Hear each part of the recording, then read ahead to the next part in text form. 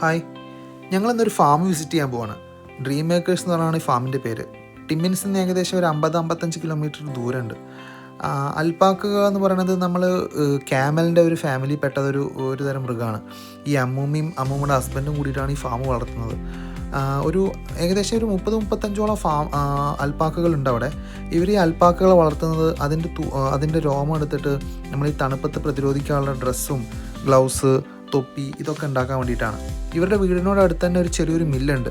ആ മില്ലിലാണ് ഇതെല്ലാം ഉണ്ടാക്കുന്നത്. ഈ അമ്മൂമ്മ തന്നെയാണ് എല്ലാം ഉണ്ടാക്കുന്നത് കേട്ടോ. അമ്മൂമ്മ നല്ല സ്കില്ലുള്ള ആളാണ്. അപ്പോൾ ഞങ്ങൾക്ക് അതൊക്കെ കാണിച്ചു തന്നിരുന്നു. നമുക്ക് വേണമെങ്കിൽ അതൊക്കെ വാങ്ങും ചെയ്യാം.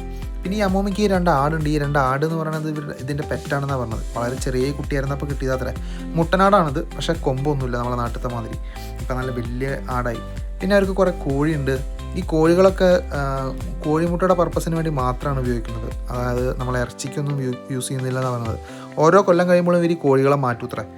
അങ്ങനെ ഇവർക്ക് തന്നെ ഇവരുടെ സ്ഥലത്ത് തന്നെ ഒരു Airbnb ഓപ്ഷനൊക്കെ ഉണ്ട് കേട്ടോ. നമുക്ക് വേണമെങ്കിൽ അവിടെ താമസിക്കാം. അപ്പോൾ ഈ അൽപ്പാക്കകളൊക്കെ നമ്മൾ താമസിക്കുന്നതിന് ചുറ്റും അങ്ങനെ വരും. അങ്ങനെ നല്ലൊരു സ്ഥലമായിരുന്നു അത്.